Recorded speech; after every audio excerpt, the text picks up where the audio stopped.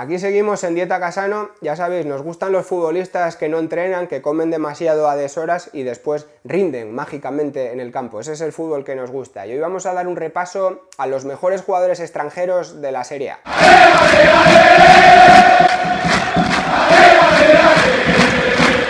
Si nos enganchó algo en la Serie A de los años 90, fue la aglomeración masiva de extranjeros talentosos que tenía aquel fútbol. Es cierto que aquí en España, años 90 y sobre todo posteriormente, empezamos a cultivar una liga muy fuerte y que aquí venían jugadores de talla mundial, pero Italia era otra cosa, ¿no? Tenían jugadores con verdadero talento y muy atractivos, seguramente con gran carisma. Entonces hoy vamos a tratar de repasar en Dieta Casano un once ideal de los mejores extranjeros que han jugado en la Serie A. O no tanto de los mejores extranjeros que han jugado en la Serie A, sino de los extranjeros que más me han gustado a mí en la Serie A, ¿no? De lo que he visto, porque hay gente como Omar Sivori, por ejemplo, que no les vi. Hago alguna pequeña excepción, pero sobre todo van a ser jugadores que yo he visto jugar. Empezamos por la portería. Y aquí ya tengo varias dudas y seguramente dará para debate en los comentarios. Yo voy a meter a Julio César, el portero del Inter. El portero brasileño, muy ágil, muy fuerte, carismático, para penaltis también y con un palmarés envidiable, porque es el último portero, bueno, después llegó Handanovic, pero es el último portero de un Inter grande, del Inter de los últimos Scudettos del Inter. Aquí tengo dudas, ya digo, pues porque por Italia han pasado otros grandes porteros, algunos brasileños también, como Alisson, aunque su paso por Italia fue más corto en el tiempo, y sobre todo tenía duda con Taffarel, con el portero del Parma de Nevio Scala en los 90, porque realmente Taffarel fue el que sentó los precedentes para que luego triunfaran otra serie de porteros brasileños. Ya sabéis que el puesto de portero en Brasil siempre está bajo sospecha. Yo no digo que no haya porteros de nivel en Brasil, pero es cierto que palidecen en cuanto al nivel con otros jugadores de campo, ¿no? Y Taffarel, sin embargo, en el fútbol italiano de los 90 se impuso, era un portero de gran calidad, ya digo, de mucho carisma y clave en los éxitos del Parma en los años 90, más tarde llegaría allí Buffon, por supuesto, pero Taffarel en aquel Parma vencedor de Nevio Scala era clave y aún así yo he escogido a Julio César. Bueno, lateral derecho, más dudas, tercino destro, como llaman en Italia, más dudas. Aquí he dudado entre meter a Thuram, a Lilian Thuram, que me parece una auténtica bestia del fútbol, también en el Parma y posteriormente en otros equipos, pero finalmente me decido por Cafú. Para los de nuestra generación, decir Cafú es sinónimo de hacer las cosas bien hechas, ¿no? Sería Roberto Carlos por una banda y lo mejor que vimos por la otra banda seguramente fue Cafú en la Roma ganando aquella liga y luego Cafú en el Milan también ganando ligas, copas de Europa, ¿no?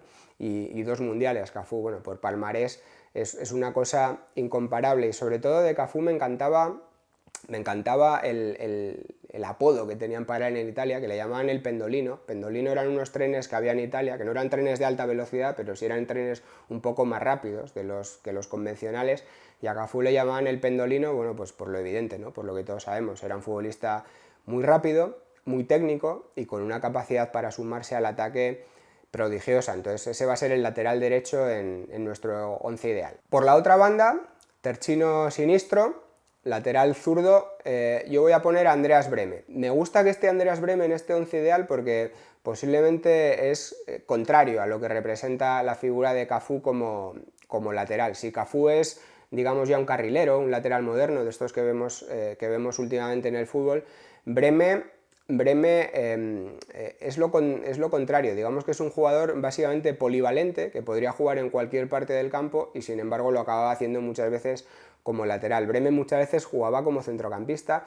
¿Por qué? Porque tenía una calidad técnica insuperable moviendo el balón. Tenía un golpeo con las dos piernas, porque él era ambidiestro, pero sobre todo con la pierna zurda de una precisión envidiable y de una potencia tremenda a la hora de tirar a puerta. En aquel Inter de Trapattoni era una fuerza de la naturaleza Brehme porque era capaz de poner el balón donde quería, unos centros con rosca tremendos y luego todas esas virtudes técnicas hacía que otros defectos que tenía Brehme, pues por ejemplo no era un futbolista muy rápido, lo tapaba con ese gran tiro, con esa pierna zurda que tenía y sobre todo el carácter el carácter eminentemente ganador que tenía Breme. Cuando le preguntaban a Lothar Matthäus quién era el mejor jugador con el que había jugado en su vida, y esto es mucho decir, decía que era Andreas Breme, y ese es nuestro lateral izquierdo. Centro de la defensa, los dos centrales.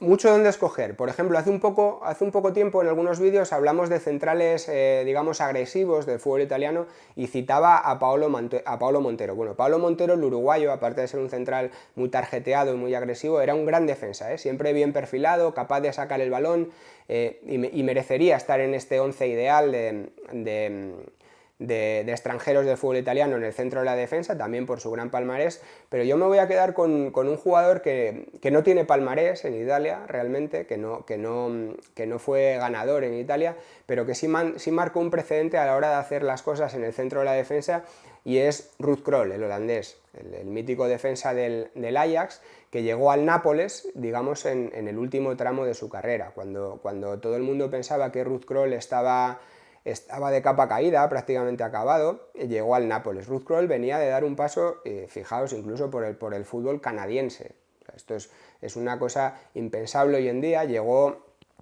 seguramente no con las mejores facultades al Nápoles y sin embargo sentó cátedra haciendo de líbero. Ahí el entrenador Rino Marchesi del Nápoles le metió a jugar de líbero y bueno, la calidad técnica de Ruud Krol afloró, un hombre que siempre se perfilaba bien, leía muy bien el juego, capacidad pues bueno, pues para salir con el balón pegado al pie y iniciar la jugada, y luego además un hombre fuerte, alto, muy bien en el juego aéreo y carismático, un líder, ¿no? Seguramente antes de que llegase Maradona al Nápoles, pues uno de los mayores ídolos del Nápoles a principios de los 80, un hombre que por sí mismo llenaba el campo. Y junto con Ruud Krol quiero poner también otro central atípico, como es Frank Rijkaard. Y digo atípico porque sí es cierto que Frank Rijkaard empezó como central en el Ajax y durante sus primeros años en el Milan, con Sacchi, jugaba de central. Más tarde Sacchi se dio cuenta de que era un jugador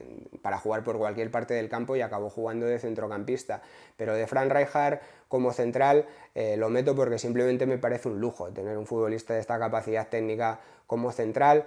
Me parece tremendo y realmente es la base de lo que hoy en día es el fútbol, ¿no? Entonces era extraño que un central tuviese tanta capacidad técnica, que supiese sacar el balón y que aparte de todo defendiese, ¿no? Como hacía Frank Rijkaard y él iba sobrado, el holandés iba sobrado en este aspecto y bueno, por palmarés que decir, ¿no? Era uno de los 3 holandeses del Milan que lo ganó absolutamente todo y un icono del fútbol que después, pues bueno, como entrenador no ha andado lejos también, un hombre muy carismático dentro del fútbol y una auténtica leyenda. Bueno, centro del campo, aquí ya empiezan los mandobles, ¿no? Como cuando llegan Terence Hill y Bud Spencer al gimnasio y se tienen que liar a hostias con todo el mundo. Bueno, esto es el centro del campo del fútbol italiano, de lo que yo he visto, y voy a hacer una pequeña mención a uno que no he visto jugar, pero que me parece importante que esté en este 11. Aquí hay donde escoger en cuanto a jugadores de calidad, y el primero que voy a poner es Luis Suárez.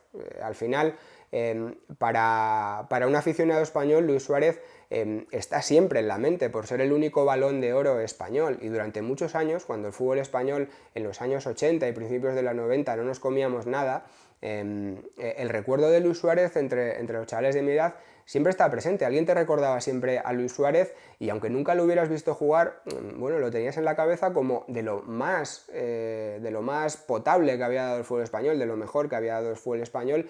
Y Luis Suárez en el Inter es una absoluta leyenda. Además, en aquel Inter de Lenny Herrera, Luis Suárez marca tendencia con algo delicioso, que es la capacidad para dar el pase siempre correcto. O sea, Luis Suárez es el arquetipo de pasador en el fútbol, un auténtico reyista, el hombre sobre el que giraba todo el equipo, y un hombre generoso, pasador excepcional y siempre mejorando la jugada para el compañero, y claro, tiene que estar en nuestro once ideal. Junto a Luis Suárez voy a meter un jugador que a mí me encantaba, que es Lothar Matthäus. Seguramente no fue el jugador más técnico de la historia, pero posiblemente es uno de los centrocampistas más completos que yo haya visto y un auténtico dolor de huevos para cualquiera que se quisiera enfrentar a él. Maradona dijo de él que era el mejor rival contra el que había jugado, y eso ya son palabras mayores. Sabemos que Maradona bueno, es un poco bocachancla a veces y seguramente lo habrá dicho de otros jugadores, pero con Lothar Matthäus tuvo duelos muy tensos porque el alemán era un jugador muy ganador, muy completo, rocoso, buena técnica, a pesar, ya digo, que no era el más técnico del mundo, pero buena técnica, rapidez, velocidad, fuerza, disparo. O sea, Lothar Matthaus siendo centrocampista metió cerca de 200 goles en su carrera, y luego era un futbolista que yo a veces, no en el estilo, pero sí un poco en su manera de jugar libre, me recuerda a veces o Pogba me recuerda un poco a Lothar Matthaus, ¿no? Porque él no se ceñía a un área del centro del campo. Es cierto que eran otro tipo de sistemas, pero digamos que Lothar Matthaus jugaba al fútbol a su manera, ¿no? Y ocupaba todo el centro del campo bueno, pues de manera maravillosa. Aquel Inter de los 90, ya digo, le debe todo a Lothar Matthaus, que era un auténtico campeón. Seguimos con el centro del campo, y voy a cometer aquí una blasfemia, un sacrilegio, y voy a dejar fuera a Zinedine Zidane. Lo voy a dejar fuera porque después viene otro jugador que va a ocupar el puesto de Zinedine Zidane, y el cromo que quiero meter es especial porque es un cromo del Verona campeón del Scudetto. En un once inicial del fútbol italiano que yo haya visto, siempre tiene que estar el Verona del Scudetto. Cuando lo ganaron, evidentemente yo tenía 4 años y no lo vi, pero después toda esa historia es muy comentada porque es uno de los pocos equipos de Italia de provincia, quizá con el Cagliari, que han ganado el Scudetto, que normalmente suele estar reservado pues, a los grandes equipos del norte de Italia, ¿no? Y el Verona lo gana con un hombre fundamental en el centro del campo, que era Hans-Peter Briegel. Hans-Peter Briegel es el arquetipo de futbolista alemán. Decían de él que tenía músculos hasta detrás de las orejas, y era cierto, ¿no? Tenía cuerpo de triatleta.